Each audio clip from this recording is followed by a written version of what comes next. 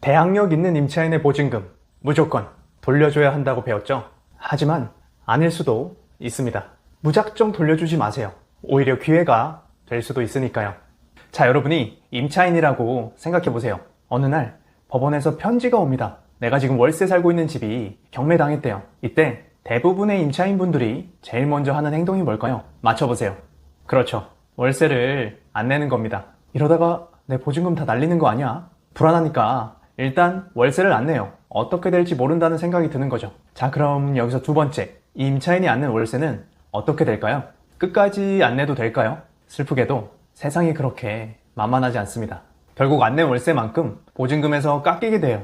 예를 들어 볼게요. 여기 임차인 원씨가 있어요. 이 전입일이 말소 기준보다 빠른 대항력 있는 임차인인데 배당 신청을 안 했어요.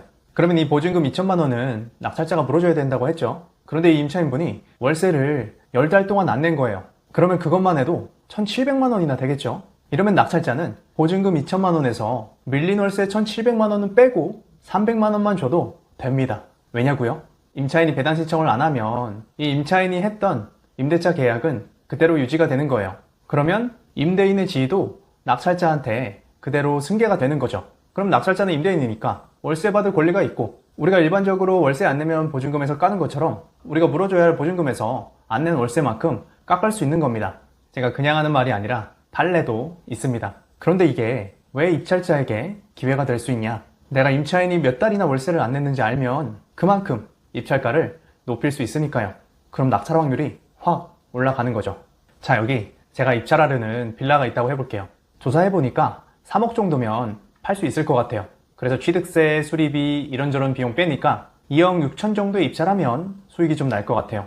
그런데 여기에 추가로 아까처럼 배당 신청 안 한 대항력 임차인 보증금 2천만 원이 있어서 낙찰받고 내가 이것까지 추가로 물어줘야 될 것 같아요. 그러면 추가로 물어줘야 될 게 있으니까 그만큼 입찰가에서 빼겠죠.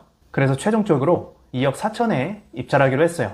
그리고 제 경쟁자들도 비슷하게 조사를 했다면 2억 4천 근처에서 입찰을 하겠죠. 결국 누가 더 수익을 작게 잡아서 입찰가를 조금이라도 높이냐, 그 싸움이 될 거예요. 그런데 내가 임차인이 월세를 1,000만 원이나 미납한 걸 알게 됐어요. 임차인이 미납한 월세는 이 보증금에서 깎을 수 있다고 했죠. 그러면 1,000만 원 미납했으니까 낙찰 받고 나서 임차인한테 1,000만 원만 돌려주면 되는 거예요. 그러면 나는 입찰가를 1,000만 원은 더 높게 써도 처음에 계산했던 수익만큼 수익이 나겠죠. 이러면 월세를 미납한 걸 알아낸 나는 2억 5천까지 입찰가를 쓸 수 있지만 이걸 못 알아낸 다른 입찰자들은 2억 4천에서 100만 원으로 올렸을까, 200만 원으로 올렸을까 고민하고 있을 겁니다. 그러니까 당연히 낙찰 확률이 올라가는 거예요. 월세 미납했는지 열심히 조사해 봐야겠죠.